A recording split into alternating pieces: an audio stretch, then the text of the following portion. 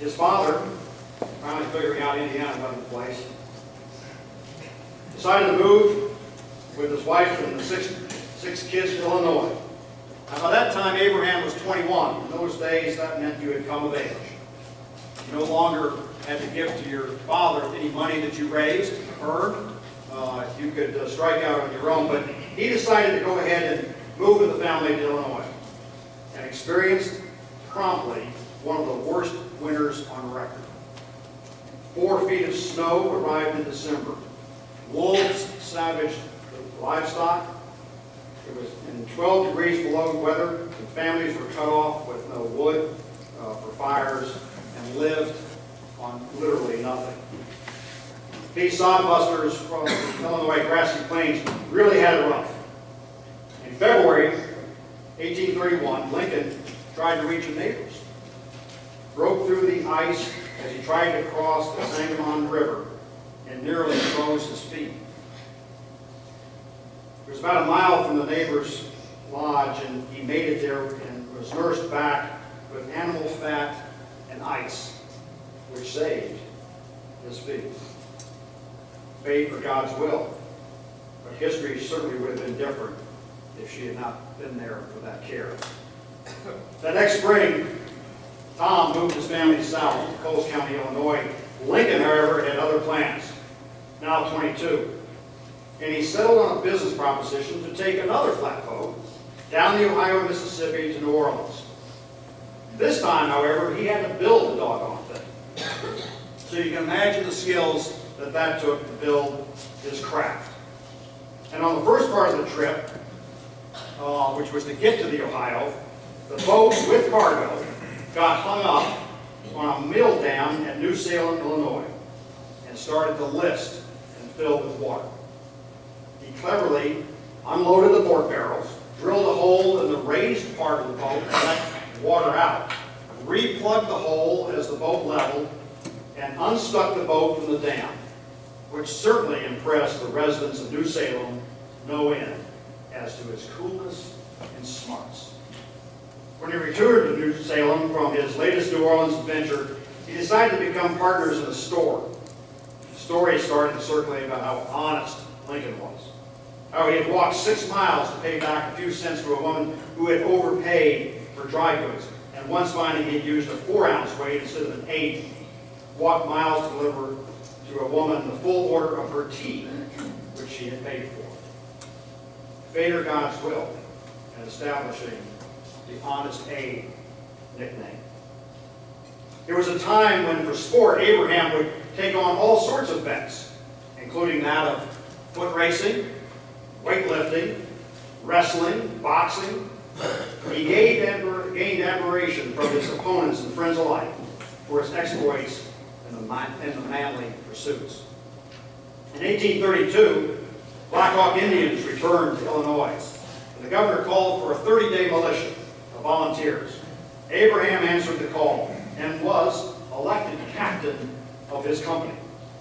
Now, his ability at drill and ceremony was solely lacking, and once when he could not maneuver a company through a gate, ordered the company to halt, gave them 2 minutes to fall out, and then to reassemble on the far side of the gate. What he lacked in close order drill, he mastered with ingenuity. Lincoln actually re-enlisted twice more that year, chased the Black Hawk over multiple states, and learned much that summer about the character of the American volunteer soldier. As to why men go to war, march in mud, sleep in rain, on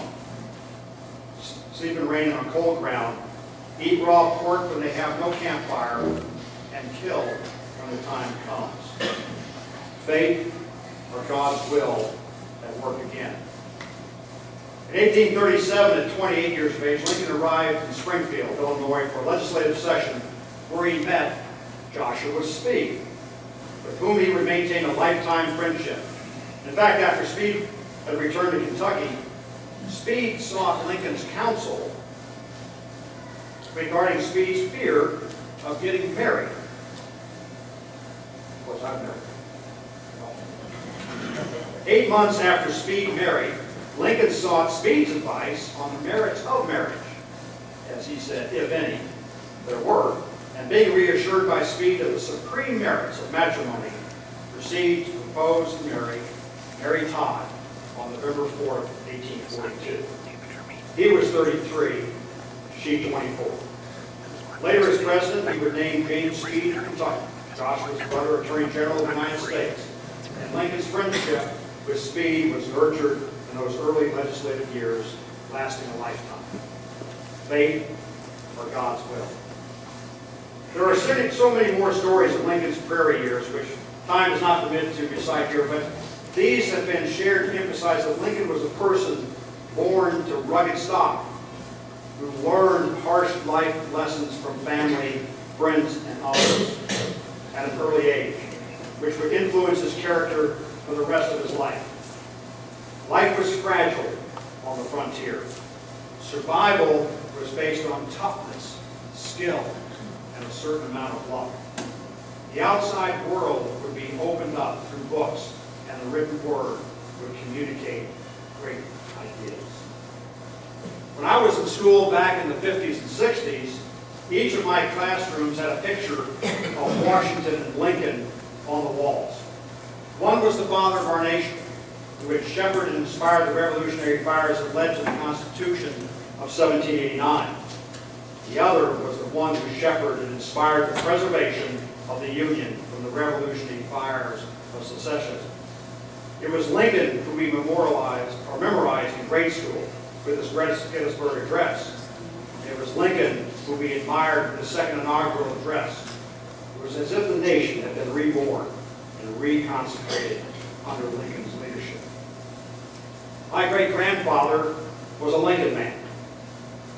He was born and was from Erie, Pennsylvania, a farm boy, knew the sweat of the brow as he worked the family farm.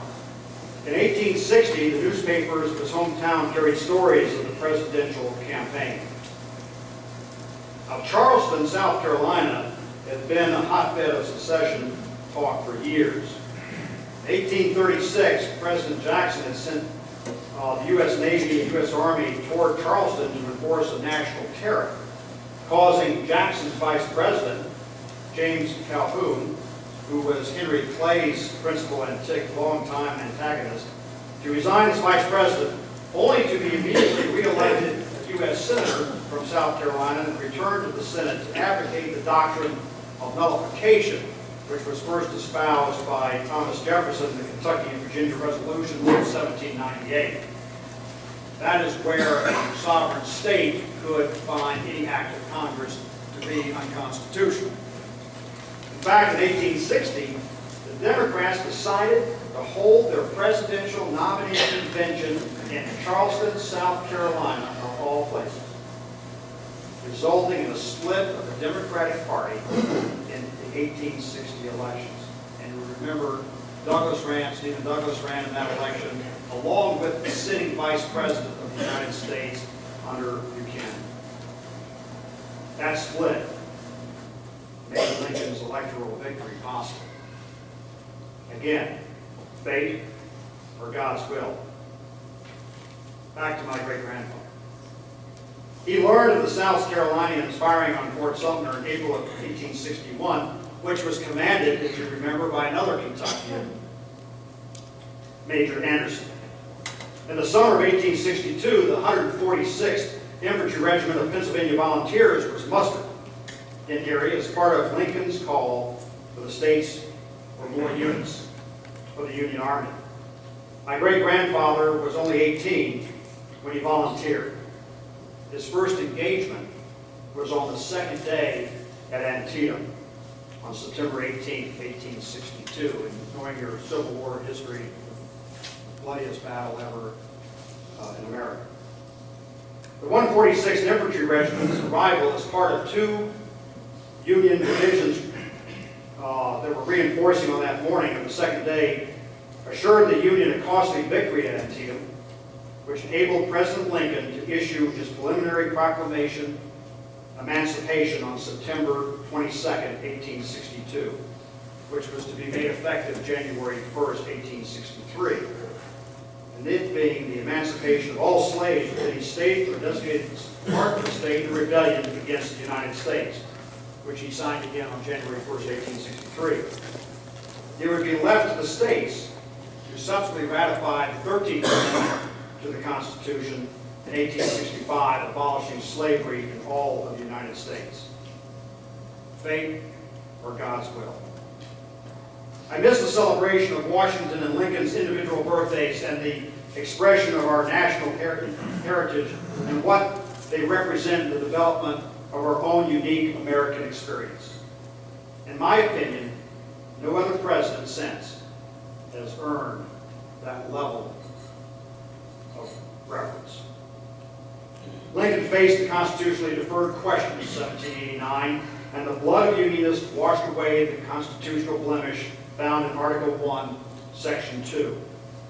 Lincoln's frontier toughness, his wit and humor, his common man life experiences, his political skills all came together to preserve the declaration of our Declaration of Independence, that all men are created equal and are endowed by their Creator with inalienable rights of life, liberty, and the pursuit of happiness.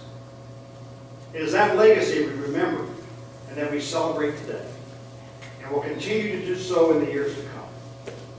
After 4 years of horrible bloodshed and loss, this man had the magnanimity to say to his countrymen in his second inaugural, with malice toward none, with charity for all, with firmness in the right as God gives us to see the right, let us strive on to finish the work we are in.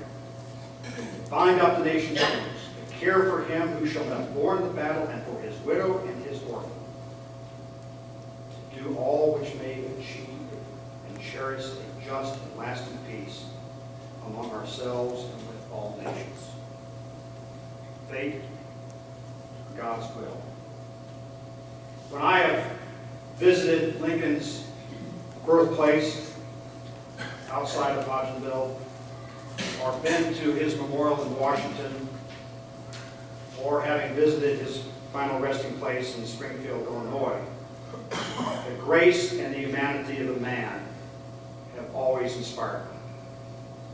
That is why this day shall be remembered, as long as our constitutional republic endures. Thank you for making sure by your presence here today that it will. May God continue to bless the United States of America and create patriots such as Abraham Lincoln. Thank you.